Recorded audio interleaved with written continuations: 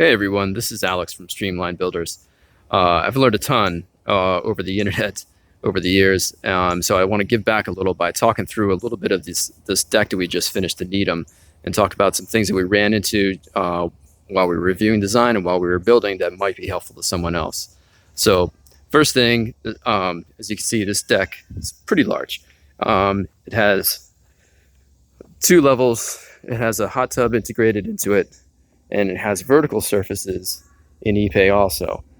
The original design was to have the 1x4 decking with hidden fasteners run end to end and just go, all the way through. Now the challenge with that is when you get the 1x4 milled for the hidden fasteners, it has a groove down either side, and then when you get to the ends, you're going to see that grooved end.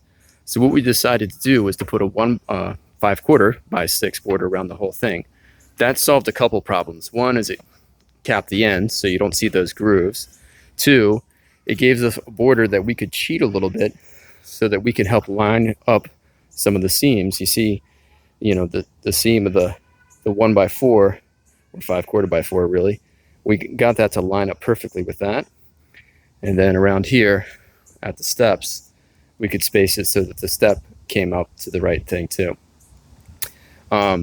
Also, at the stair stringers, we used a 1x12 to cover the structural beams. And what we ended up doing is using a 1x12 along the stringer as well. Sorry about the glare, but and then we just had one little miter joint to do right there, and it made it look nice and continuous. Otherwise, the 1x4s on the vertical surface would go and hit the risers, and they would be all different kind of heights as they hit and match with the treads, even though the treads are a 6 and 12 run, something really regular. So this solved a bunch of problems for us just by using borders around the whole thing. Now it did mean that we had to order 5/4 by 4 grooved, 5/4 by 4 ungrooved, 5/4 by 6 ungrooved, and then on the surface we used 1x4, a regular 3/4 thick.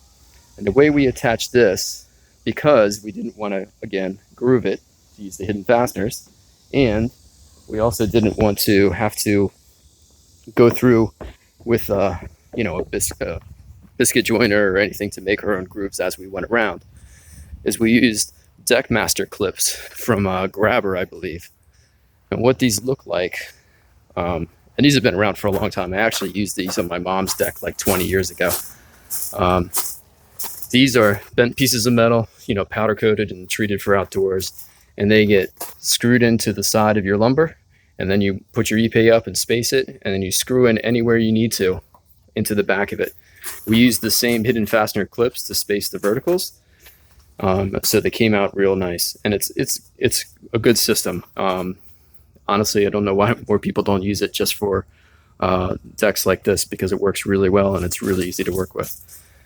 This is just the underside of the deck with their old grill. So that's it. I just wanted to talk about the decking. I'll do another video to talk about the railing system. That's a whole nother animal.